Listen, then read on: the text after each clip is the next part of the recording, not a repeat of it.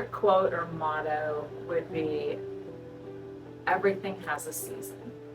And it's very important to me to remember that, and for me to help people to remember that, because anytime we're in a hard situation, we think we're just stuck there and we think it's going to be forever, and it's not.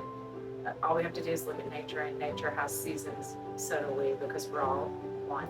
So that's my quote.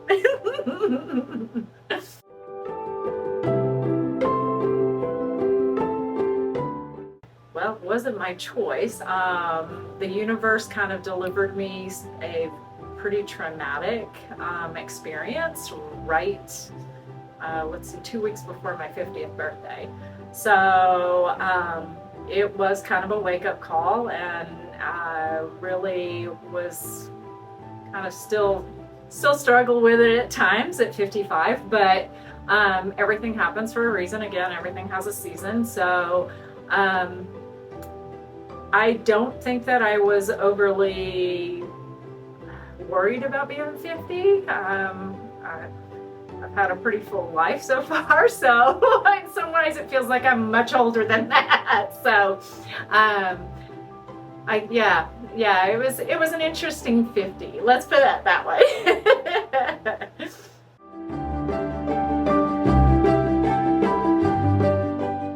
How have my values changed since I've gotten older? That's an interesting one, because as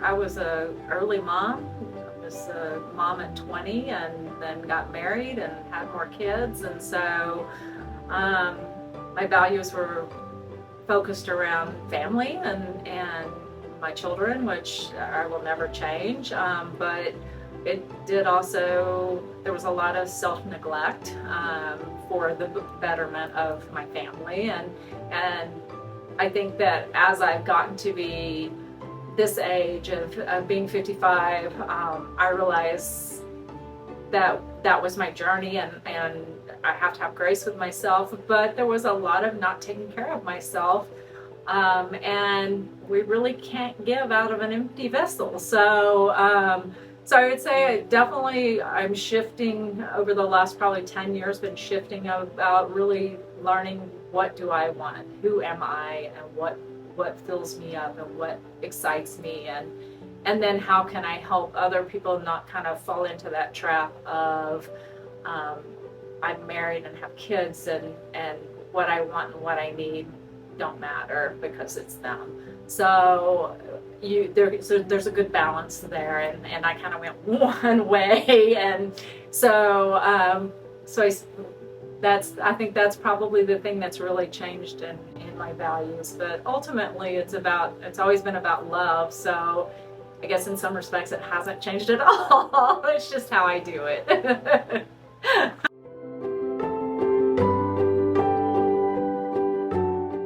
One piece of advice I'd give my 20-something self, and I know I wrote this in the questionnaire, so I don't quite remember what I said, but I think ultimately it would be just be yourself and not worry about what other people think. Whatever other people are going to have opinions of you, and that has nothing to do with you. Just follow your heart, because it knows who you're supposed to be and what you're supposed to do, and also follow your gut. And as soon as you love yourself and you follow your gut, everything's going to fall into place. So that's what I tell her.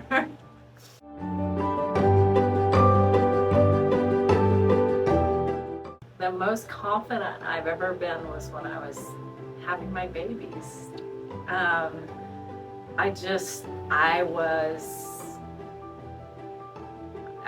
It just came naturally. I gave birth to all 4 of my babies with no drugs. It was just all natural. I mean, I would have loved to have had a home birth, but that didn't happen. But it was like a time I just knew what I was doing, and that definitely is feels like my greatest accomplishment too. Not that I haven't done a bunch of stuff and I feel accomplished in other areas, but that one was definitely still, makes me miss that.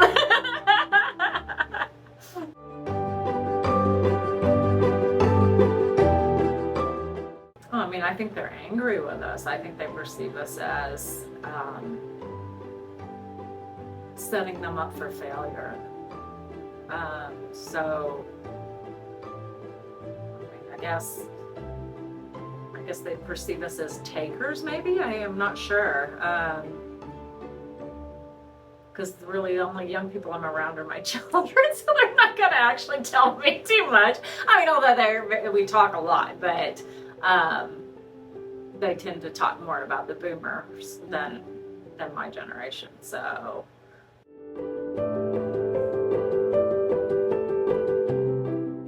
the first thing that came to mind is my cat, who woke me up at 2 o'clock this morning on the night I was supposed to sleep really good. But what gets me up in the morning is just continuing the journey of being heart-centered and figuring out where that's going to lead me.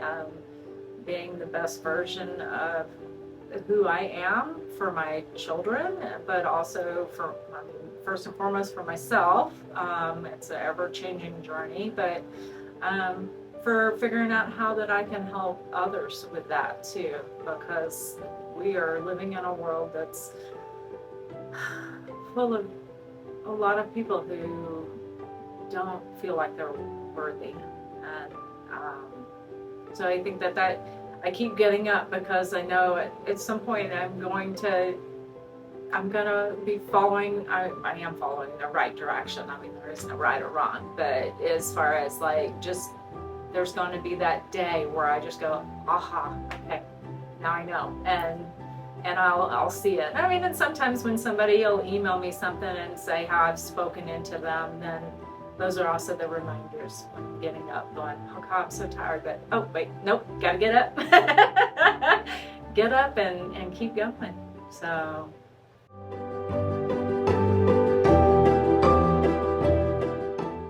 A myth I'd like to bust about being a woman over 50 is we're still very sexual, and we're still very sensual, and we're still very beautiful. And I think that we have bought into the lies long enough that, you know, we have to be 20 and a size 00 and, you know, be 6 foot tall or more, and that's bullshit. With our wisdom that we've gained over a lifetime, that's a whole nother level of beauty that deserves to be seen, and we just need to love ourselves and realize that we're a complete package. It doesn't have to do with anything. We are a complete package no matter what. We may not like some things, but that's okay. Still gotta love ourselves and know that we just are beautiful in who we are.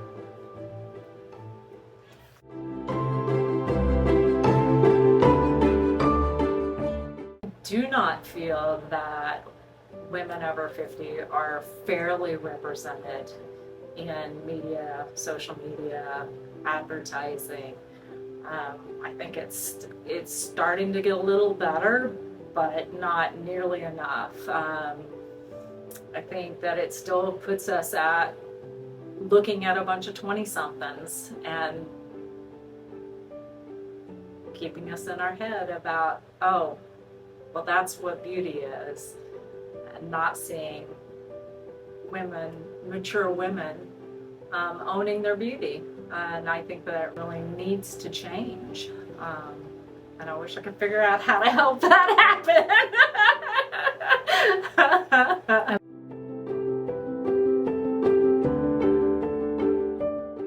Well, if you haven't done one of these, you should.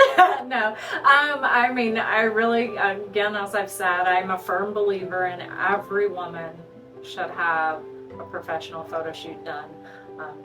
Professional hair and makeup, you deserve it, and the photo shoot. Even if you feel uncomfortable, the pictures you get back and what you see, you're seeing what everybody else sees. Because when you look in the mirror, you're looking at all the things you want to nitpick, but when you see those photos, you're seeing what everyone else sees, and that's critical. That's critical for you to step outside of yourself and see yourself as the way you're basically seen by all the people that love you. So I highly recommend it.